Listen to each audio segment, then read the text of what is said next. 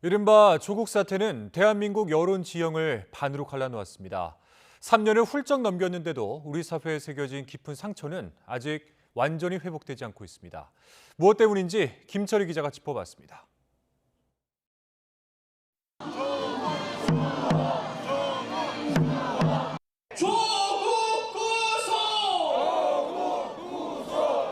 지난 2019년 대한민국 사회는 조국을 놓고 둘로 갈렸습니다. 한쪽은 서초동으로, 다른 한쪽은 광화문으로 나가 목청껏 외쳤습니다. 조국 사태를 둘러싼 갈등이 이토록 컸던 이유는 무엇이었을까? 문재인 정부는 임기 초부터 공정사회를 강조했습니다. 박근혜 전 대통령 탄핵으로 출범했기에 어찌 보면 당연한 일입니다. 문재인과 더불어민주당 정부에서 기회는 평등할 것입니다. 과정은 공정할 것입니다. 결과는 정의로울 것입니다. 그런데 정부 출범 3년 차에 터진 게 바로 조국 사태였습니다. 여러 불공정 의혹은 조국과 그의 가족, 나아가 문재인 정부에도 타격을 줬습니다.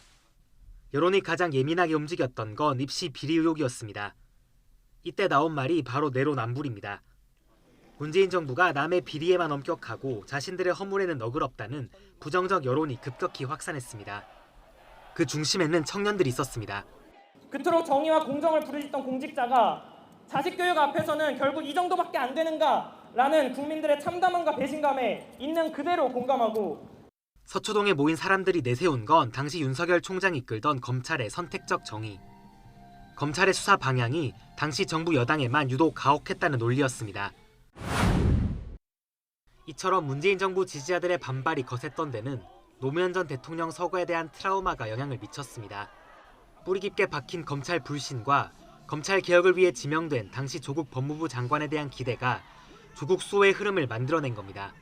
피해 사실을 불법으로 공표하는 것도 문제가 되고요. 똑같은 자녀의 문제가 있어도 조국 장관에 있어서는 너무 무리한 수사를 하는 것이 아닌가. 실제 검찰은 장관 후보 인사 청문회 당일 부인 정경심 씨를 기소한 데 이어 11시간에 걸친 압수수색과 이딴 가족 소환으로 조국 일가를 몰아세웠습니다. 검찰 권력의 수사권 남용이라는 주장과 살아있는 권력에 대한 정당한 수사라는 주장이 뒤엉키게 됐습니다.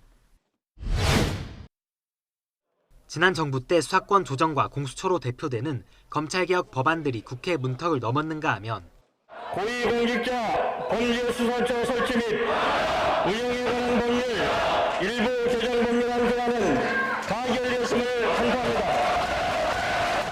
조국 수사로 정권에 직접 맞섰던 당시 윤석열 검찰총장은 이제 대통령이 됐습니다.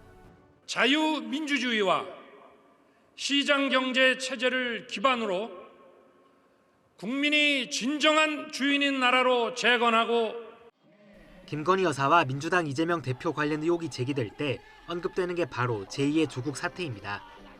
만 3년이 훌쩍 지났지만 조국 사태는 여전히 현재 진행형입니다. YTN 김철희입니다.